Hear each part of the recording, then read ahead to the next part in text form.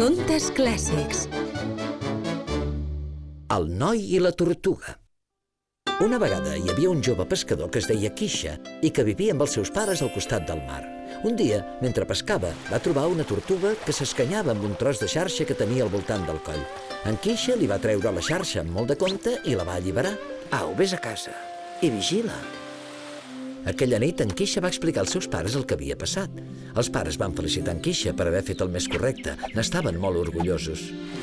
L'endemà, en Queixa va sortir a pescar de nou i el va sorprendre veure que la tortuga havia tornat. Hola, Queixa. En Queixa es va espantar en sentir que la tortuga parlava i va provar de fugir. No t'espantis. He vingut a donar-te les gràcies. Sisplau, et prego que vinguis amb mi al palau del regne del drac marí. En Queixa havia sentit a parlar molt del palau del drac marí. Ara tenia l'oportunitat de veure'l. Com s'hi podia negar? Va seure a la closca de la tortuga i tots dos es van submergir. Increïblement, en Queixa va descobrir que podia respirar sota l'aigua. El fons del mar era preciós i hi havia peixos de colors vius per tot arreu. Van travessar cortines d'algues i un bosc de corall brillant. Llavors, en Queixa el va veure, un fabulós palau d'or i maragdes. Quan la tortuga va entrar al jardí, en Queixa va saltar a terra i es va quedar bocabadat.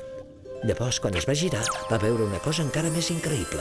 La tortuga s'havia convertit en la noia més bonica que hagués vist mai. Benvingut a casa meva, Queixa. Soc la princesa Otto. Els reis drac van rebre en Queixa i li van donar les gràcies per haver salvat la seva filla. Li van preguntar si volia alguna recompensa. No vull diners per haver salvat l'Otto, però sí que els demanaré una cosa. Voldria casar-me amb ella. Els reis van preguntar a la seva filla si s'hi volia casar. Sí, mare i pare. Casar-me amb en Queixa és el que em faria més feliç. I ho van preparar tot. Es va celebrar un casament esplèndid i el regne del drac marí es va inundar d'alegria. Cada dia en Queixa descobria nous plaers i meravelles i de tan feliç es va oblidar completament dels seus pares i els seus amics. Llavors, 3 dies més tard, en Queixa es va recordar dels seus pares en un somni. Quan es va despertar, va parlar amb l'Otto. Estimada esposa, he d'anar a veure els meus pares perquè sàpiguen que estic bé. La princesa s'hi va negar. En Queixa li va dir que ho havia de fer, però ella li va tornar a dir que no. En Queixa hi estava decidit. Si l'Otto no volia acompanyar-lo, hi aniria sol. Molt bé, però primer has d'agafar aquesta capseta. L'Otto li va donar una capseta de jade pel viatge. Et protegirà. No la perdis, però no l'obris mai. La princesa es va convertir en tortuga i en Queixa se li va enfilar a la closca. Van fer junts el viatge de tornada a casa d'en Queixa. Tan bon punt ell va posar els peus a la platja, l'Otto va desaparèixer. Llavors va córrer cap a casa dels seus pares. Allà va quedar horroritzat.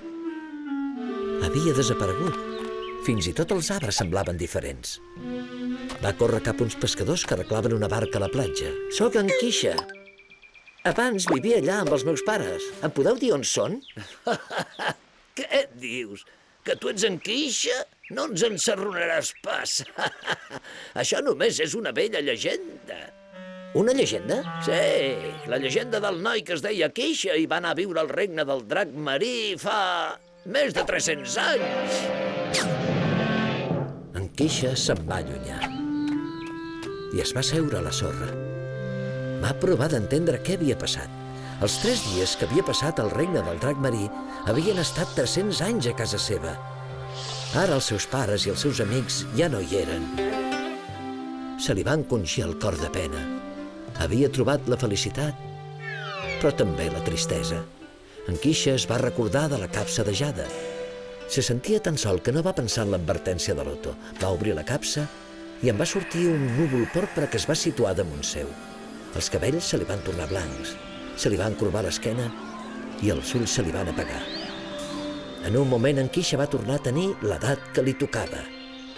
I tot seguit va desaparèixer amb el núvol que el vent va repartir per tots els racons del món. La tortuga des del mar va veure tot el que passava a la platja. 2 llàgrimes li van caure dels ulls. Es va girar i va marxar nedant i no va tornar a veure en Queixa mai més.